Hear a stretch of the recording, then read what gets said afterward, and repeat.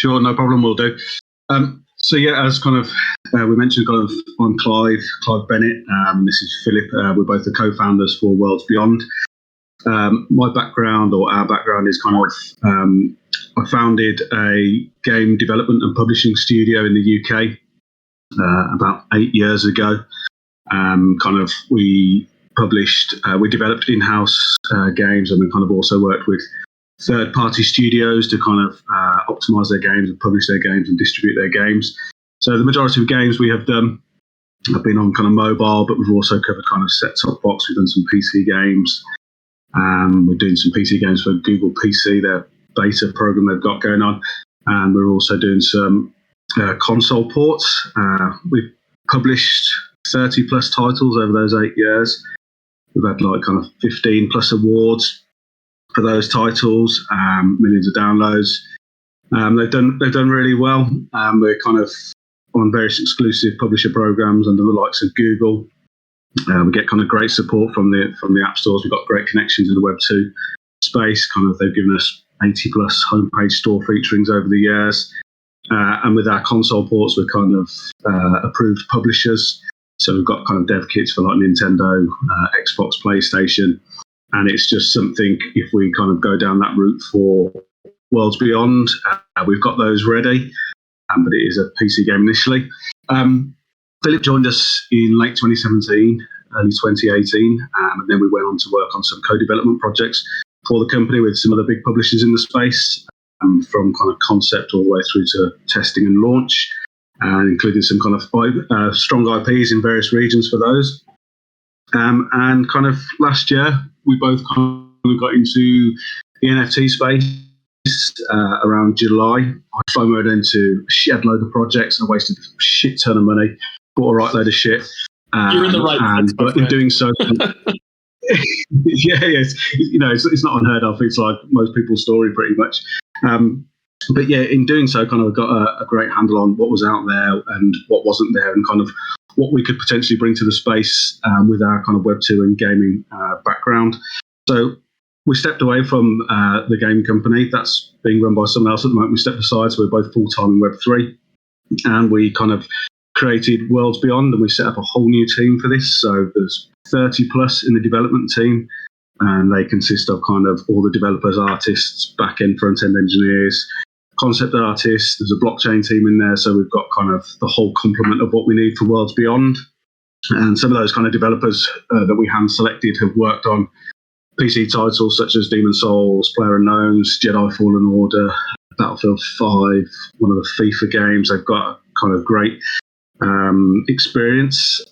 So that's, and we've been building Worlds Beyond now for close to 12 months. And kind of Worlds Beyond, what that is a community-built metaverse ecosystem. We're kind of badging that as, to make it a bit more relatable for people in a relatively quick way, is that it's Web3 Roblox for grown-ups. So the Web3 side of things is kind of, we're going to have our own token, WBits, World Bits. There's going to be an NFT marketplace in there for kind of all the digital assets that we can kind of, the community can kind of develop and bring into the platform. And when we say for grown-ups, it's kind of, we're pitching at the higher end AAA graphics of PC. So, I mean, we'll share some of the, like Philip says, some of the alpha. You may have seen a tech demo which shows some of our tools. But yeah, essentially what it is, it's going to be a platform where we provide all the tools for world owners to build out their metaverse, their digital space, experiences, games, whatever it may be.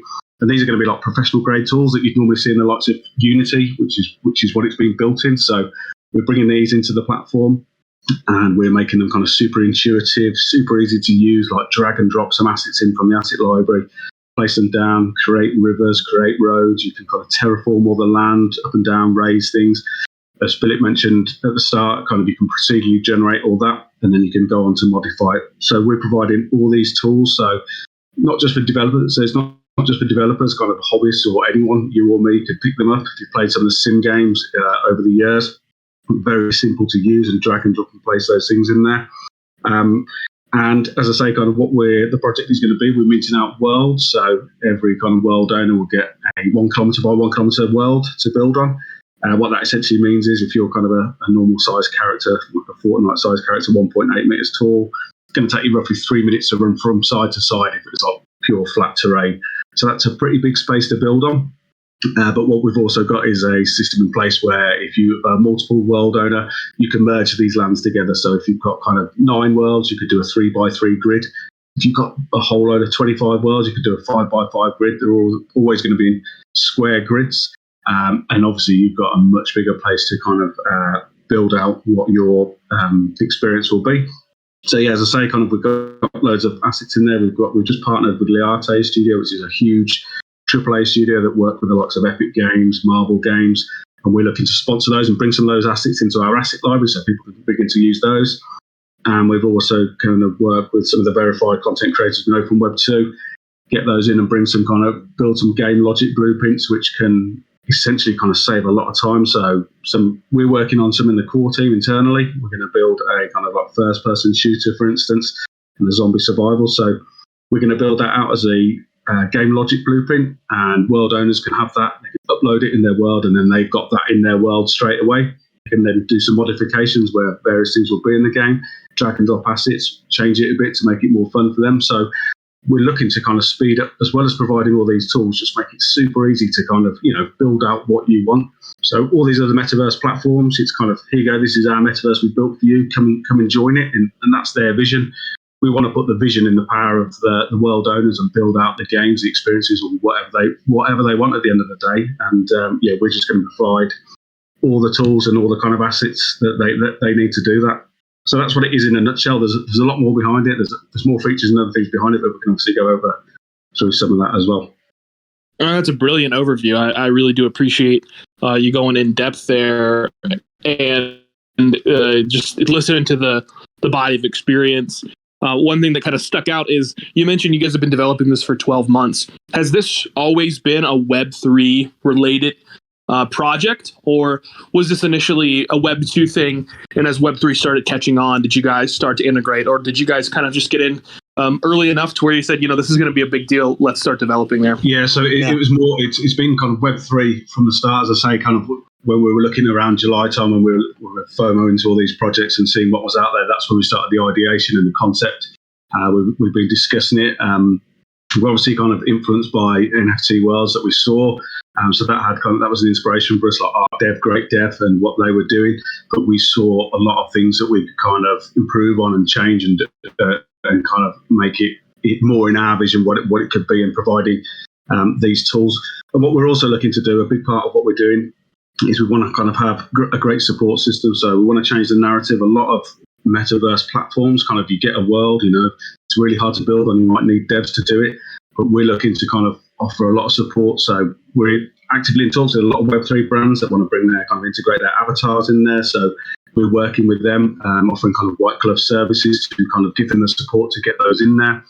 And also to assist them to kind of build out some of these more grandiose worlds and the experiences. So when we meet after Mint, we're looking to kind of ramp up our team size. As I say, we're about 30 at the moment, but we're looking to kind of double or treble that, and 50% of that team is going to be kind of based for the support side of things, in kind of helping people bring their visions and experiences to life.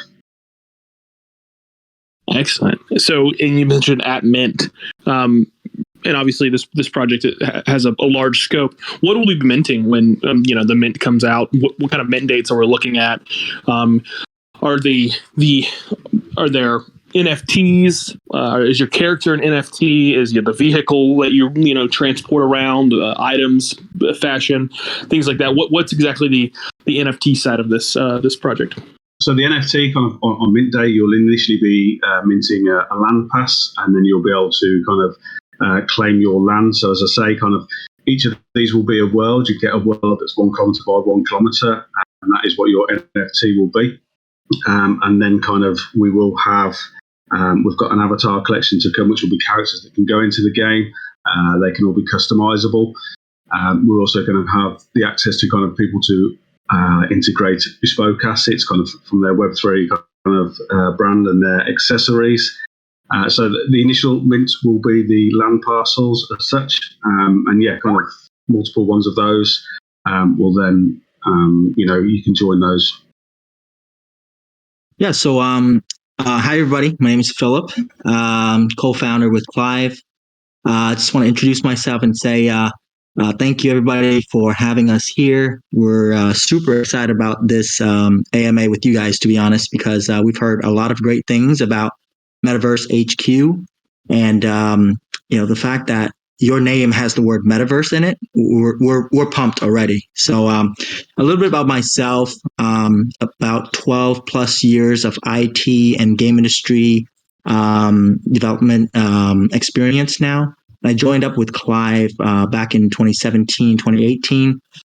So that's my background. I wanted to add to Clive's answer on that question by, I think it was Ryan, is what you guys, what the owners are going to be minting on mint day for us is going to be the land. And the reason why we're starting with the land is because it phase one of our development so far has been, like Clive mentioned, making the tools available so that it's going to be easy for everybody to establish your own digital space in the Web3. And I actually want to touch a little bit on the question that was asked earlier. That was this project a Web3 project all along? And yes, this was a Web3 project all along because personally, I really believe in Web3 and how the crypto blockchain technology will transform digital ownership. For example, the biggest example is for anyone who plays any game, when they buy digital assets or level up their characters, put in time into their account in a Web2 game or a Web2 ecosystem, it's very hard for you to sell your account because usually it's not recommended. Well, it's not allowed to, that you're able to sell your account. You'd have to find some underground path of some type, maybe sell it on eBay, risk getting scammed to sell it or buy an account. Whereas Web3 makes that so much more transparent, and you truly own what you have invested your time and money into. And I think because the technology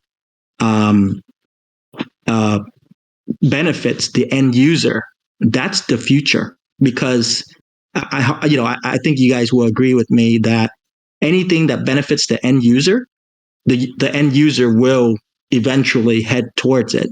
Web2 gamers don't understand that now, but that's because they haven't, they've heard so many bad things about NFTs and scams. But at the end of the day, they're going to soon realize, why am I putting all my money and all my time into a Web2 space ecosystem that eventually I can't take money out of that? I can't gain liquidity back. But here in Web3, you can play, once you're bored with the platform, you can actually pass it on to someone else who will continue that progress. And I think that's the amazing aspect of Web3 gaming. So coming back to the question that Ryan just asked is, we're starting with the land is because that is what we've been building, and we want to change the narrative. The fact that most metaverses right now, it's hard to build.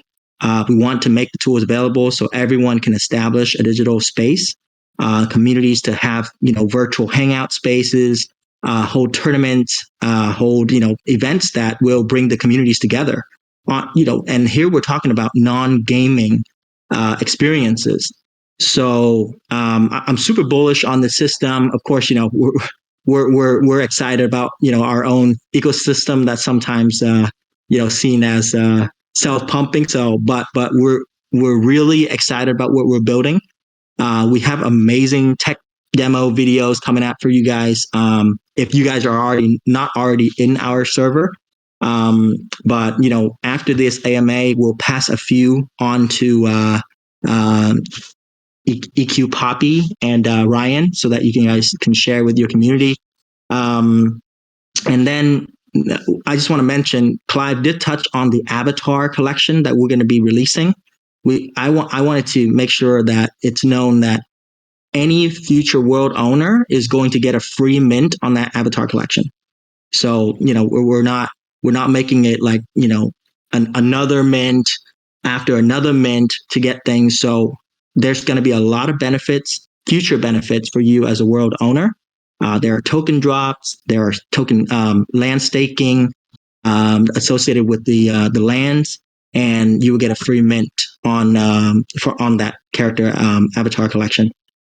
And there's just so much more. I'm going to just take questions now because I don't want to just fill you guys up with all information without hearing any questions. Yeah, no, and I appreciate that. And first and foremost, let me apologize because I did not let you properly introduce yourself in the beginning. I literally asked you to, and then for some reason just went along with the line of questioning. So that's my fault. So sorry, but that sounds amazing, and I appreciate that sentiment because I do feel like there are so many projects here so many projects that are ignorant of the understanding, like, hey, we're minting something for you, we're giving you money, and it like right after that, we're giving you more money for another mint. So the fact that the Avatar project comes later and is a free mint for anyone that does hold land is pretty neat. One thing that seems and the way we do the AMAs here is I just have a line of questioning that I like to add. I've done a little research and come up with questions. So once I've exhausted those, we go to the crowd. The crowd has a little chat where they can ask questions, and then I'll field those questions to you guys, if that's okay. That sounds great. Fantastic. So one of the things that have been really, really, bullish right now, and the meta seems to be showing that, is projects that have VC backing. So, $1 million here, $1 million there, a round of funding here, things like that. I saw the other day, a project announced $200 million worth of funding. No one knew who they were, and the thing just skyrocketed, right? What exactly is the mint funding you guys? Do you guys have VC backing? What's the play there? So that's a great question because currently we are already in discussions with 3 different VCs, and they love what we're building. So, we can drop names. I'll leave it to Clive because, there are NDAs that we're signing.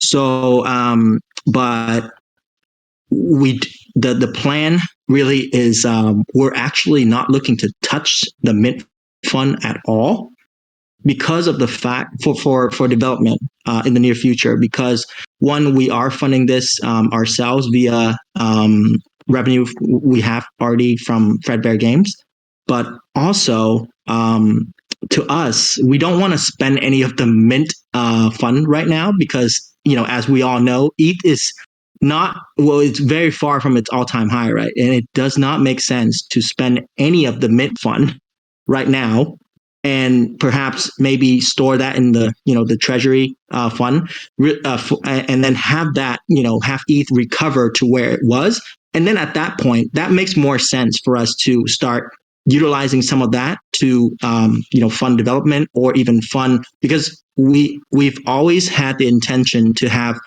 a players rewards fund, but we're calling it more of a stimulus fund. What that means is we're going to utilize the fund also is to sponsor some of the development of worlds that we find that are very interesting and innovative from owners.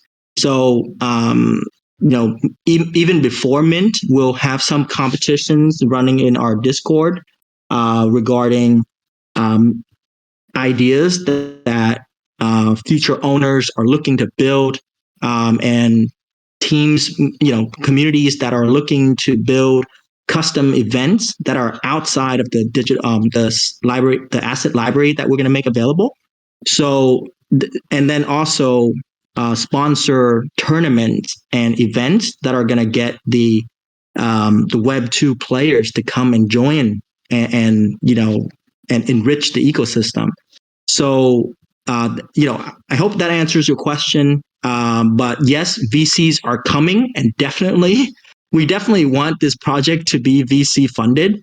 We are picky with our VC partner because of what the scope of this project offers. And we're already seeing extremely positive responses from VCs. They're to the point that, we're just going to say that they're basically fighting to get in, the smaller VCs, from our advisors for, in terms of like negotiations with VCs, they are stratifying them into, I think, tier 1, tier 2, and tier 3s. So basically the tier 3 VCs are definitely very, very interested, but we are more interested in the tier 1 VCs leading the funding rounds. So the mint for us is really and that's why we were okay with lowering the price for our mint, given the market conditions and after speaking to a lot of communities, that a lot of communities were very interested in the project, but they were expressing their opinion that quite a few of the community members can't get in because of the price point, given this market condition. So we actually slashed our prices by 50%, just so that really, because for us, the mint is the adoption phase. We want to be as inclusive of the Web3 communities as possible so that this project, gain enough of the support from all of our early supporters, which are the owners who are going to be buying the lands. And really, the project is going to be VC funded. I really don't think the fund amount is going to be able to fund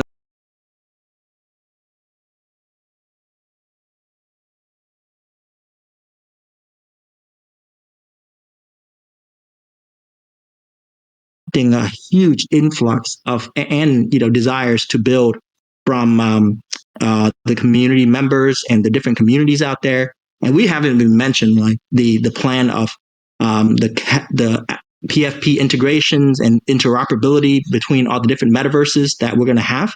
And we're going to be looking to set that standard to, once you have integrated into our metaverse, we're going to make sure that your PFP collection is now interoperable in other metaverses, and we'll help facilitate that as well. So there's a lot going on. Which is a great segue, and I appreciate that answer. Always important to know, where the team's funds are coming from and things like that. So I appreciate that. No need to name drop. Don't want to out any NDAs or anything like that. But that's a great segue into kind of my next question.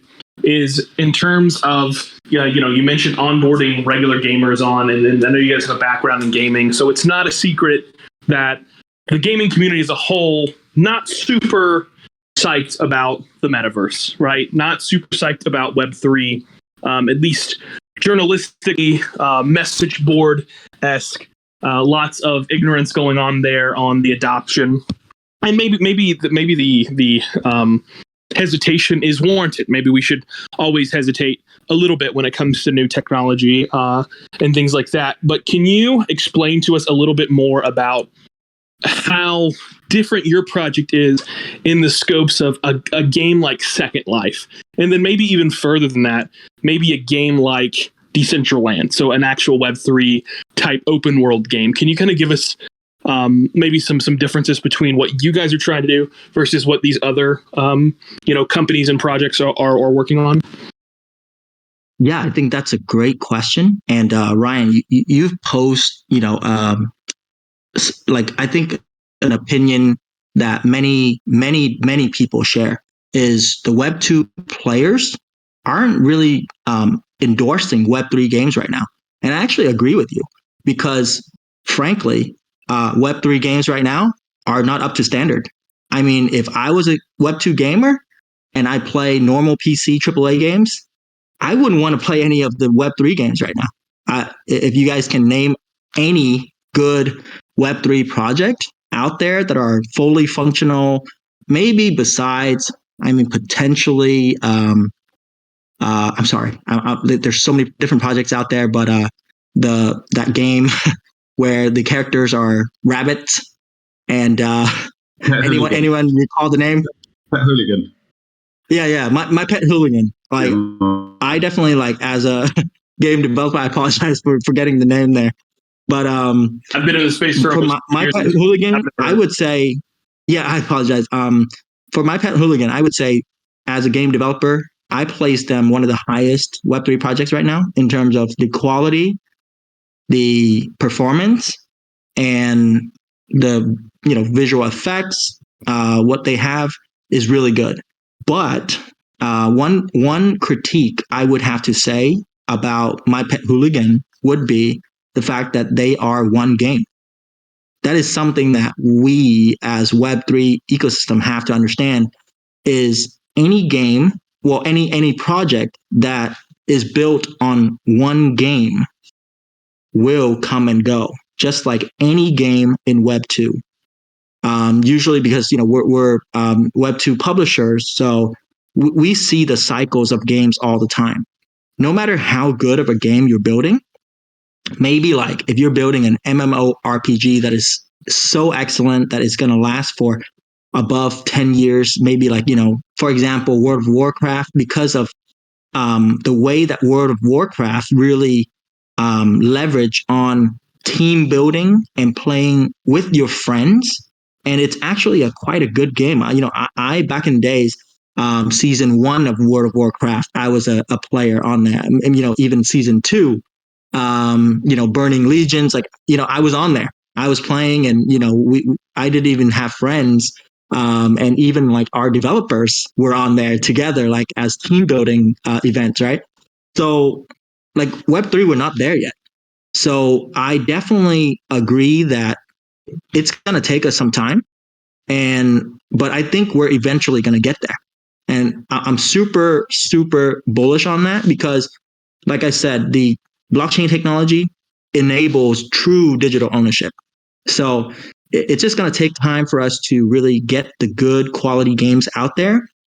And what sets us different from other projects, I would say, is the fact that we hinge our project on the ability to allow owners to easily build their experiences.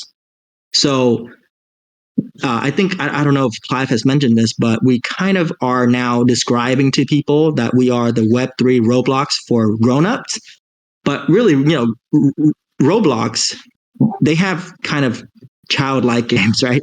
So whereas because of the fact that they are a little bit more voxel based in terms of graphics quality, but we're making available to the Web3 communities a very realistic style. And one other project that I personally also really like and definitely follow on the progress is Other Side. I think that the Other Side, they're finding also a balance between building a community and also providing that they're not realistic graphics, but they're definitely not like voxel or low poly graphics. And I think that is going to unlock a lot of creative experiences for for owners who want to make available an experience that their friends are going to enjoy. Really, Web3 games have to be enjoyable before we reach that phase where Web2 players are going to adopt it. That's what I truly believe, and our mission is to make that, bridge that gap. Last thing I want to say, yes. I was just going to say, as an extension to that, obviously, kind of in our tech demos, we are pitching these higher end PC graphics.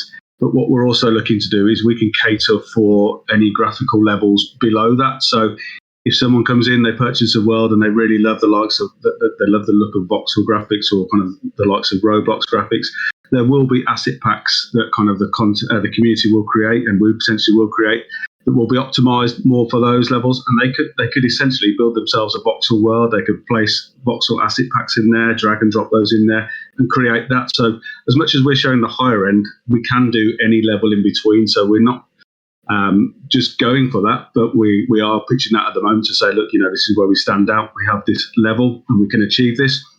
But also, if you want to go and do something more stylized, a bit like Fortnite, you can do that. If you want to do voxels, then over time, we will be putting kind of some of the themes and genres and stylings to the community in the form of a DAO. So we'll get the community to vote on what we will be building and what we can integrate in there. So we can cover all of those different genres and all of those different types. And that just goes hand in hand with all the different types of games and experiences, gaming and non-gaming experiences that can be created within Worlds Beyond. Yeah, thank you for Clive for bringing that up. I completely forgot to mention that. Just finishing off what I wanted to say to answer Ryan is the other aspect I think that I want to mention is high good quality games will take time, but that's why I'm also very bullish on non-gaming experiences. For example, social hangouts, utilizing the space that you're going to be owning to maybe just really like personal flex, invite your friends over for hangout, utilizing it for hosting a space for your community to chat. I think in my perspective, it would be more fun to be in a virtual space in your PFPs and speaking to your friends in the Web3 using spatial voice chat, and maybe there's like an obstacle course, like just a fun obstacle course in your world that you can kind of play, and just it just seems more immersive than really us kind of being here, right? So that's how I would imagine that's going to fill in the gap for us to while the high quality experiences are being made. Well, even though I mentioned that, but we plan to have some of these templates that are like, for example, first person shooter, zombie survival. Some of these are actually going to be available roughly about 3 to 4 months after mint, the land mint. So right away after like three to 4 weeks after the land mint, the game client is already going to be available for everyone to try. Even before the mint, we're going to even have exclusive invite only playable alphas for some of our biggest partners and alpha groups to try. So we're already there at the release stage of the product. Therefore, we're very different from other projects that have come into the space where really they're selling an idea and they don't have a product ready for you guys. So we're we're different in that aspect as well.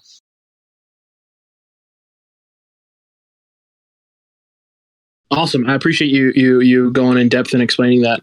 And I'm someone who's grown up on the internet, on the web space. So a component of my life has been virtual spaces and making friends with people on the internet. And I know the metaverse has done that. I know a lot of people here probably weren't quote unquote friends with people not IRL at the beginning of things, but eventually did. I remember very vividly as a 13, 14-year-old playing Habbo Hotel and being very immersed in that space with the graphics that I was given there and being a part of that community and that kind of onboarding me.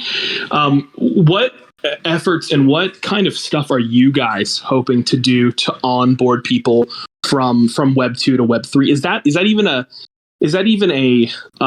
tactic right now, or are you guys mainly just saying, "Hey, ignore them. Let's go for the Web3 people"?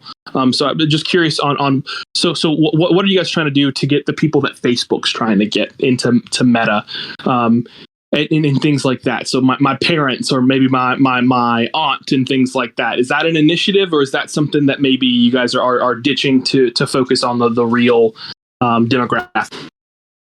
Yeah, that's a great question as well. I mean, Ryan, you're amazing. Anyways, I'm gonna say this. Stop. Yeah, no, like you don't understand. Every time we go into an AMA, what we're most excited about is the type of questions that you guys ask. Right? It really shows that you guys really care about our ecosystem, and not just really, we're just not sitting here just chatting and pumping the project up, but we're asking real questions that should be answered. So coming to that, I'm going to say that we definitely have plans to onboard Web2 people because the whole Web3 space. I mean, if we're looking at the real amount of people involved in the space, even at the all-time high, let's not talk about the Web2 people who really just kind of dabbled their hands one time and the bear hit and they're all out. So I would say maybe 200 to 300,000 people because of the amount of wallets that are unique. That's probably where we're at.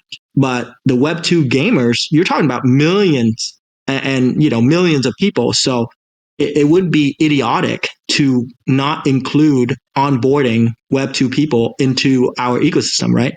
So I would say that that's definitely in the plan, and how we're going to be doing it is we already have plans to remove as much of Web3 friction, crypto friction out of our ecosystem. We'll have ways to, even for people, we actually it's funny that you brought this up, but today in our internal team discussion, we just talked about this new technology that allows anyone without a wallet, a digital wallet, to actually even get on and make payments. Not payments, but maybe be able to buy digital Web3 assets via a Gmail account and a credit card or bank account, so debit card. So there are people that there are groups that are already working on these technologies that will be removing the friction of Web3. And also internally, when I talk to my team, every step that we're working on, every single feature, I'm letting my team know, hey, make sure that this is intuitive enough so that Web 2 people understand this. Because that's essentially after the mint. Guess what, guys? We're focusing on you guys right now because you're going to be the early supporters. But when after the mint, we also have to scale up our team to take care of the Web 2 people and onboarding them. So that because eventually the more Web 2 people joining the space is just going to enrich the value of your lands. And we actually have another feature built in where the land is actually tied into, there's a maximum number of concurrent sessions that one land can host.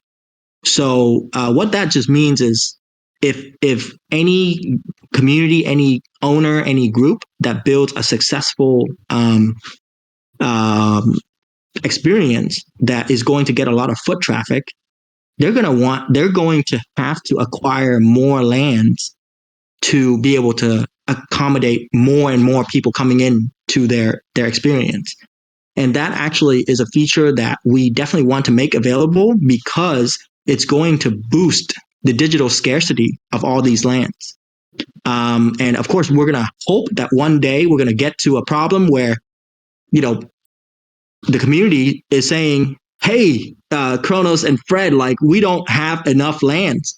There are so many people joining this space that we're running out of lands. So what are we going to do about that? And via the Beyonders DAO, which we're going to establish after the land mint for all the world owners, we're gonna make that decision, as a whole community at that point. And I hope we get there because that's really the ultimate goal. And the last thing I want to say about our plans to onboard Web 2 players and normal Web 2 people would be that when we are selecting our VC partners, we're letting our advisors know that we are only going to onboard with a VC partner that are going to be a strategic partner in marketing, so that there's going to be mass public adoption of this ecosystem, similar to Sandbox.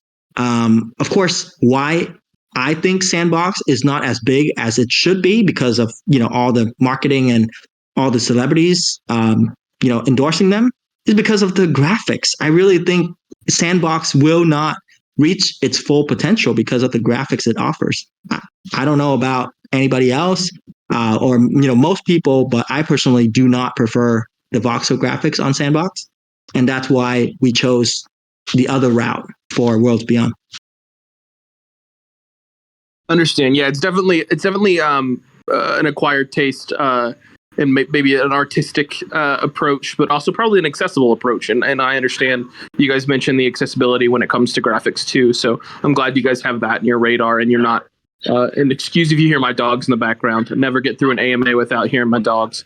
But I'm glad that you guys recognize, hey, we can cater to these kinds of users who aren't using these hyped up graphical machines, but still not suffer from the realistic quality of graphics. So kudos to you guys. I have one last question, and I feel like I haven't given you guys enough time to do what you said, pump the stock, pump the brand, pump the project. And I don't want you to feel like I've been grilling you guys or this has been a trial or anything like that. And if it has been, you guys have passed very, very much so.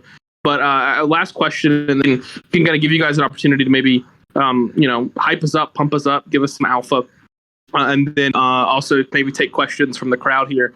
But with a game like Decentraland, obviously, they work on the currency Mana. Is there any talks for you guys to develop an in-game currency that's also an ERC20, or is that something that you guys are trying to stay away from and utilize the already given currencies here? Because in my head, you mentioned the treasury and things like that and trying to reward gamers. I come back to okay, I wonder if they're doing that through like a token drop or a token of their own, or if that's just something they're planning to give back, in already established. Yeah, Ryan. So we apologize if we didn't make the information regarding our tokens like clear enough to the public. Being from Web2, we sometimes the way that we market things, like we want things to kind of be more short and succinct, so that because people have very short attention span. So, but there is a token that we've always planned to launch immediately after the land mint. And that's tied to the token airdrop bonuses and the token rewards from land staking bonuses that owners are going to get, and that's called the World Bits, so WBITS, WBITS, right? So that's on ERC20. So that token has already been planned, and it's always been our goal to have we're not doing a 2 token system. We're going to stick to a 1 token system, so that we're trying to stay away from a possible inflationary situation of a second token. Awesome, good to know. And yeah, obviously, in the research, I found that out. Just kind of wanted to make that aware in the recording here for people listening a little later who maybe haven't done that research. But thank you very much for letting us know that. I'll go to the audience. Audience, you guys haven't put any questions and guest questions here, but I want to make sure that you guys have that opportunity. So, please, if you got a question you'd like to ask these gentlemen, would love to hear it. But while we're waiting for some questions to come in, if we do get any, do you guys want to just give us some things that you guys are excited about here? And I know you mentioned at the very beginning, before we even started, you were planning on dropping some alpha. Maybe this would be a good time to do that too, since you're kind of through it, and a lot of people have kind of tuned in and are currently listening right now. Yeah, so I dropped a couple of videos to EQ Pappy in his DMs. So I don't know if he can share those. What we've got is we have got a long kind of 4-minute tech demo, but I've dropped in one that's like a kind of 20-second long one, which kind of shows you an introduction into some of the kind of world editing and terraforming tools that we've got, along with some of the modular building. So that one's there. He's welcome to share that. And also, as Philip mentioned early on, we've dropped some of the True Alpha, which we haven't even shared with our own community. I only got eyes on it today. And what that is showing our one of our procedurally generated worlds. So kind of this is one of the systems that we've got in place. So once you get your land, so there's going to be rarities and traits applied to your land, but they are not going to be linked to the kind of the terrain itself. So it's not going to be kind of, it's got 50% mountains, it's got 20% foliage, trees, whatever it may be. The traits are linked to other things, which we've yet to reveal, but we do have that in hand. So what that sneak preview will show is kind of what we've done is you get your land and then you will procedurally generate it, and you choose a biome. So say kind of you choose tundra or you choose forest or whatever it may be. You'll click generate a land, and it will populate your world. It will include buildings, it will include rivers and lakes, and it will procedurally generate that for you. Currently, that takes around 15 to 30 seconds. And then what you do, you'll get that world, and then you'll have your buildings, and you can go in and you can continue to modify that and change it how you want, or you can just go ahead, procedurally generate it again, pump out another one, and then you'll kind of just keep doing that until you find one you like, and then you've got a starting base point, and then, as I say, you can kind of modify that. You can add to that however you see fit. So on that sneak preview, you see one that we pumped out, and it's just kind of all been procedurally generated. It's kind of put down buildings, it's put down kind of mountains and all the things. So that is just at the touch of a button, and you'll have yourself a whole world as a starting point to build on. So yeah, it's definitely worth. I sent it to EQ Pappy. He's welcome to share both of those, so you can kind of get a feel for what that can do. And also, what we're doing is, so once you get this land, you can have. There is a system where you can fly around as such, and kind of in a camera view, and you can choose kind of a good looking picture for your world. So you can go to the mountainside or see a bit part of the city. You can then take a photo of that.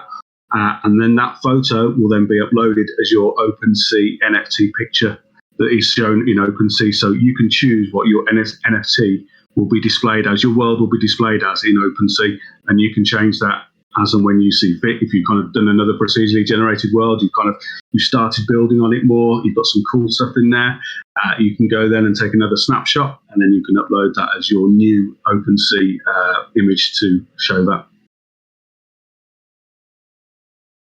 That's awesome. And for those of you guys listening, and for anyone listening later, jump into Office Hours chat, and you'll see today, the 20th, at 6:41, EQ Poppy dropped the link to a YouTube as well as a video. I'm watching the video. I made the comment. It looks like, I honestly thought it was like Fallout 4 or a game of that caliber, or Far Cry 5, because it was church.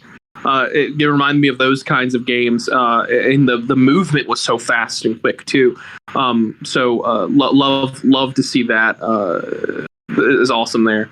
I've not seen any questions from the chat. Maybe a few shy people, or maybe I just knocked this out of the park and asked the right questions, right? But there's always stuff that I do not ask, and not for the sake of knowing or not knowing, just didn't know to ask. What are some things that maybe you guys want to make sure people are aware of about this project that maybe we didn't touch up on? I want to give you guys some last moments to kind of maybe plug in a few features or a few of things that you want to make aware to the audience. Thank you, Ryan, for saying the Fallout feeling. I have to say, I'm so happy, because guess what? That was our team's intention in making that environment. So thank you for mentioning that. It reminds you of Fallout, because that's what we wanted to do. So that's awesome. Thank you, Ryan. Honestly, we want to say that one of the features that we haven't mentioned is the fact that you can modularize the game logic template as well. And also, I'll give an example of that.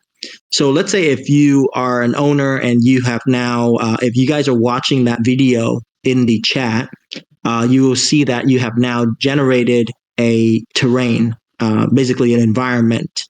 And that's what an environmental blueprint is. And as Clive has mentioned, you can actually go in and then click and drag and drop other things on that as well, or move things or scale things, or delete things if you don't like it. You will see those features in the tech demo, and that's in the YouTube link.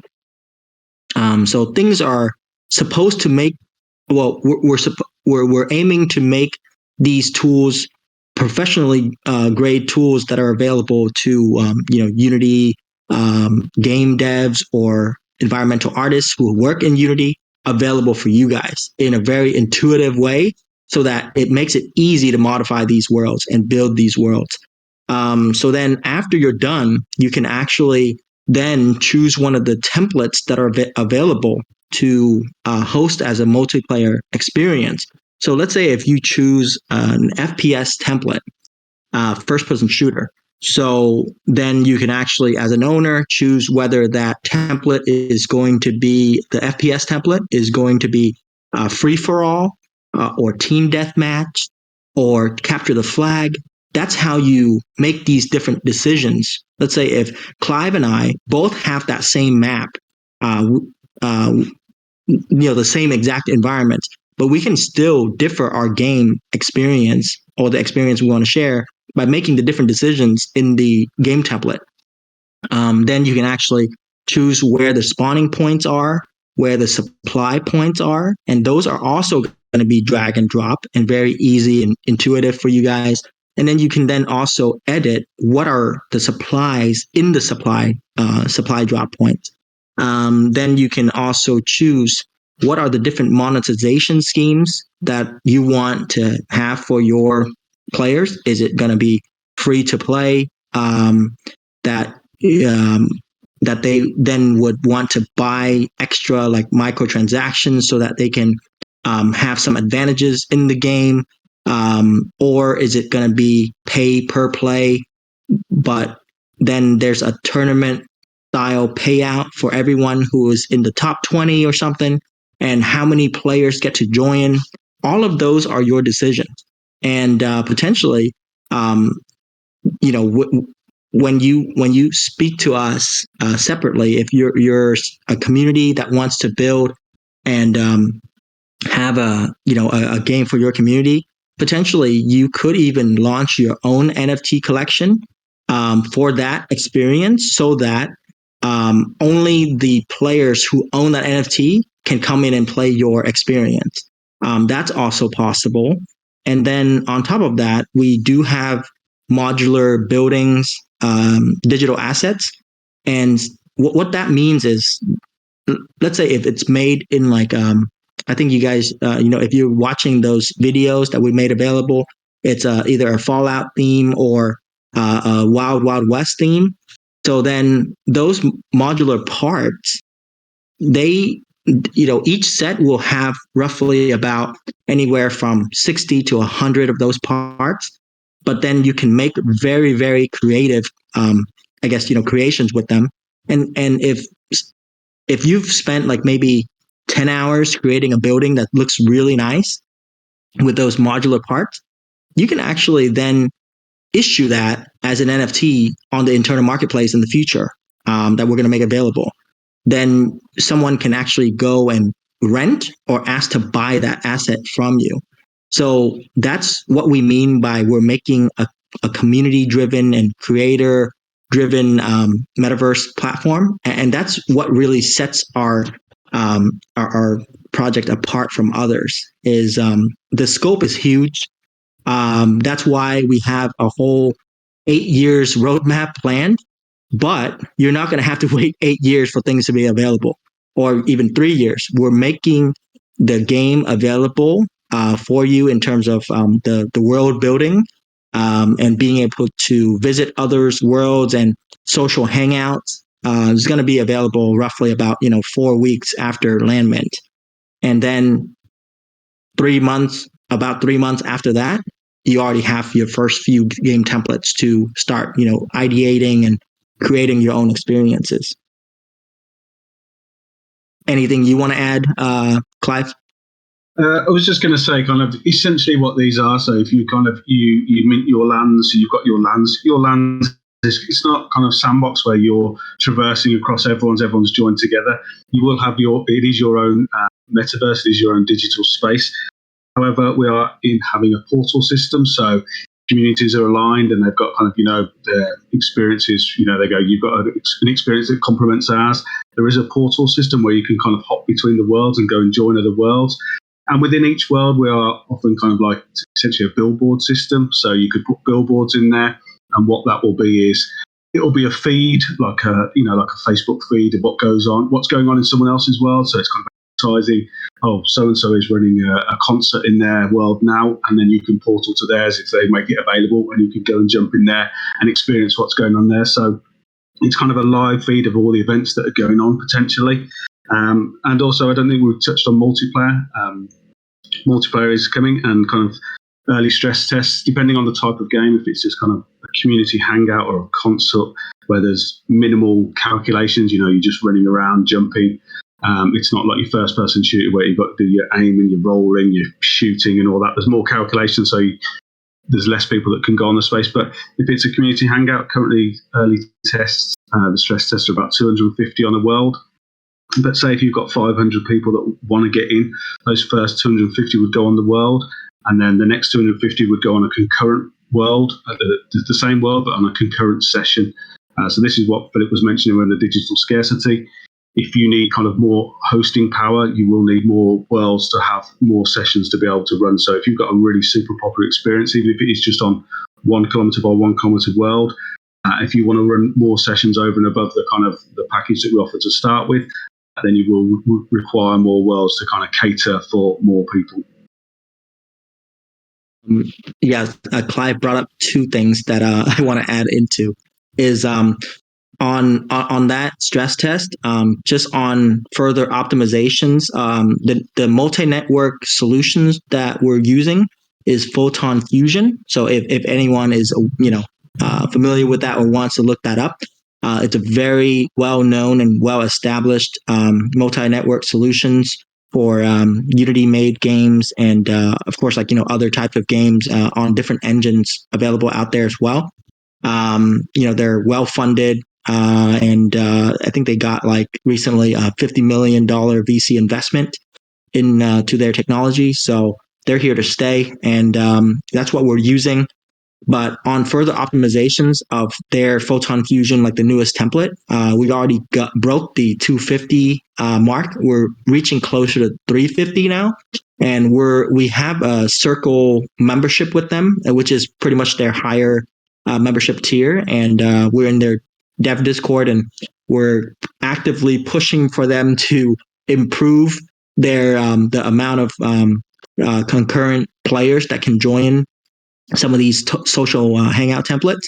And they have informed us that they're aware of Improbable and what Improbable is doing, and they're aware and they are making progress in soon, probably in the early of next year, allowing templates to break 1,000, maybe more.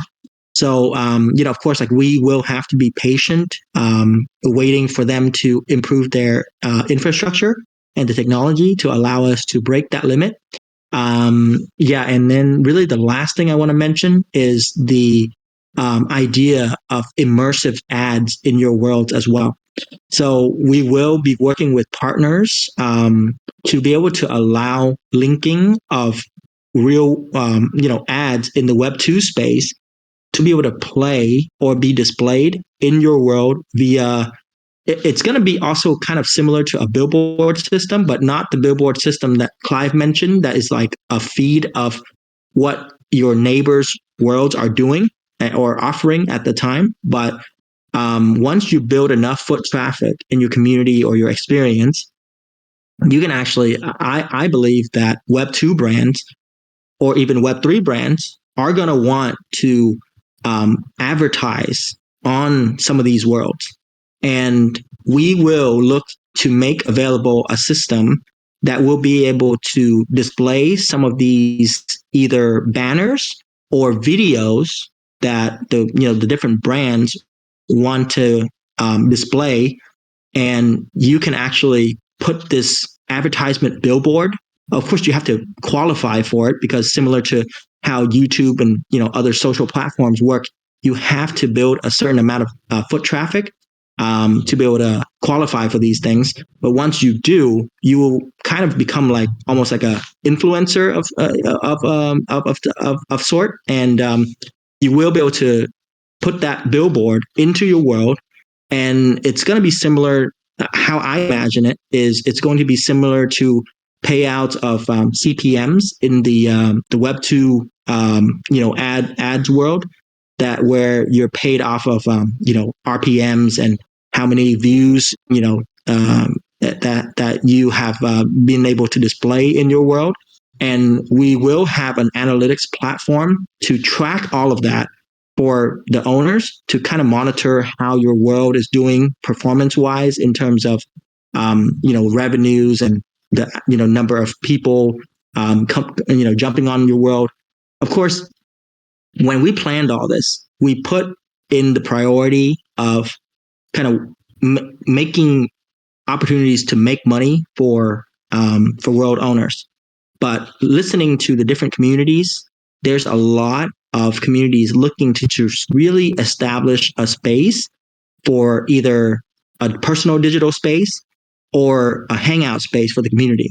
So, of course, we're going to make a balance between more kind of business oriented worlds and, personal space worlds. So we'll definitely look to balance that when we establish the DAO and see, and of course, monitor what are the different worlds and experiences being built. And that's also, we're getting a feel of that via some of the events that we're going to be rolling out in our own Discord server.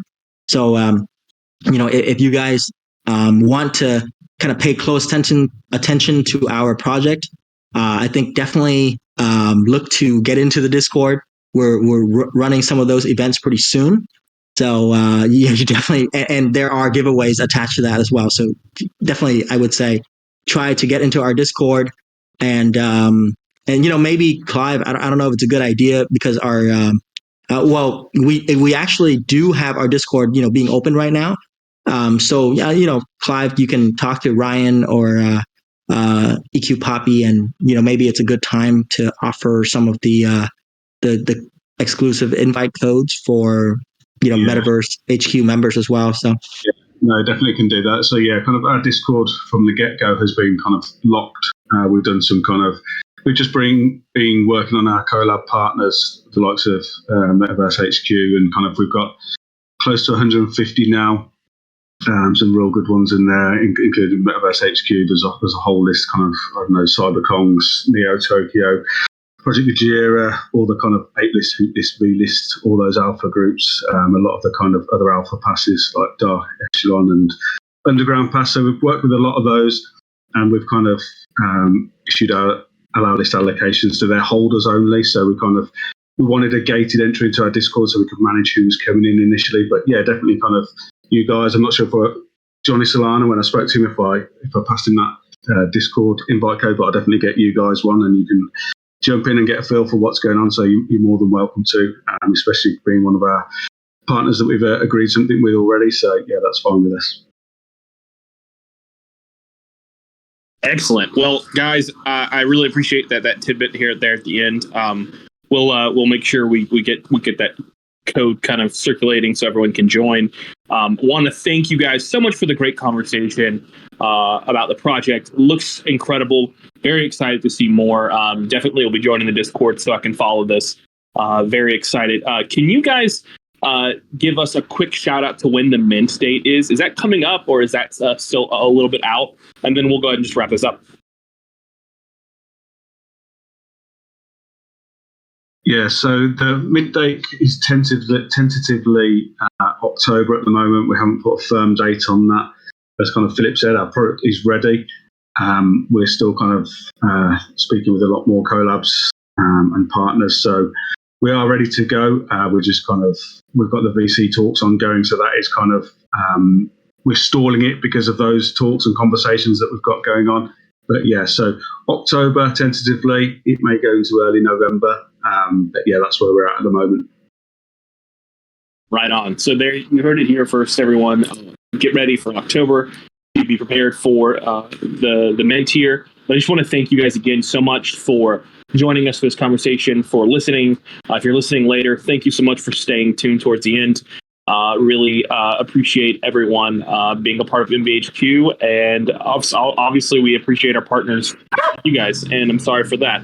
But everyone, just have a great night, and we're really looking forward to seeing this project work out, guys. Thank you so much. No, appreciated. Likewise, Ryan. Thanks for having us. It's great to jump on these. There's probably loads more that we could have said as well. But no, if you want to hear more, come into the Discord. And yeah, thank you for having us. Much appreciated. We'll have to do a part 2. Thank you for having us, everyone. Have a great night. As well.